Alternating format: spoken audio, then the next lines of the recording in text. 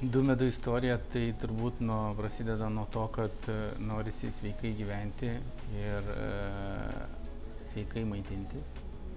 Tai viskas nuo to ir prasideda iš tikrųjų. Ir mintis kilo tokia, kad pasidalinti su žmonėm. Reiškia, mes parduodame tai, ką valgome patys. Tai gaminame savo, daliname su kitais ir būtent mums svarbu yra išsaugoti gamtą, pagaminti teisingai, gamtos ir žmogaus atžvilgiu. Tai reiškia, ką mes ir sakom, ir teigiam, tai su meile gamtai ir pagarba žmogui. Tai gaminam viską, ką sugebam ekologiškai. 100% sertifikuojam VŠI Ekoagro.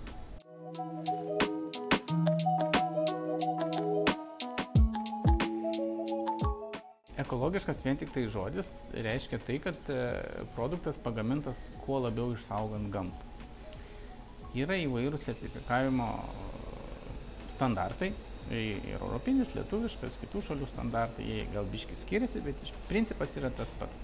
Nenaudoti cheminių priedų, sintetikos, kuo natūraliau pagaminti visus produktus. Tai yra ekologija. Reiškia, mes nededam chemijos, saugom gamtą, taip pat pagaminam sveikus produktus.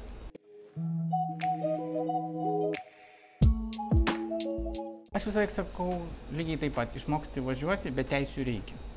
Tai mes ne tik išmokom gerai ir sveikai gaminti, bet ir tam turim licenzijas visas. Viską sertifikuojam sertifikavimo įstaigai. Tai reiškia, tai, ką mes sakom, yra visiška tiesa ir sertifikuoti. Ne tai, kad tu moki važiuoti, bet neturi teisių. Mes turim ir teisės, ir mokam važiuoti.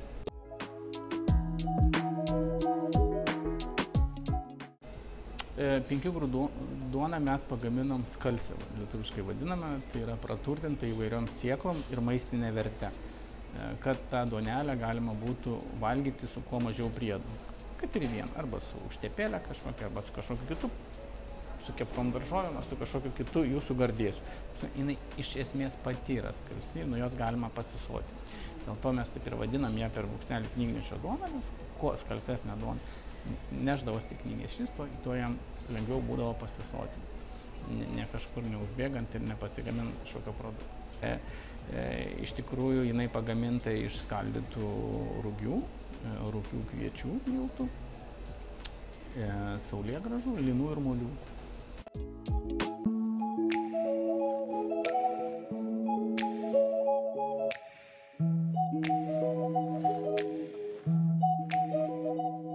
Iš tikrųjų, duona tai yra puikus produktas, maistinė vertė,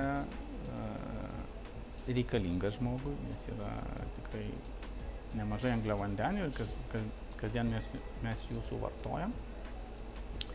Rinktis reikėtų duoną kuo natūralesnį. Mūsų regione yra populiari ruginė duona ir nuo senų senovės jinai yra rauginta, be kažkokių tai mielių, sintetinių priedų, dažiklių, tai rinktis ją kuo natūralesnį. Ir tam tikri raugai, kaip vadiname, sukuria tam tikrą organizme, tam tikrą mikroflorą iš tikrųjų.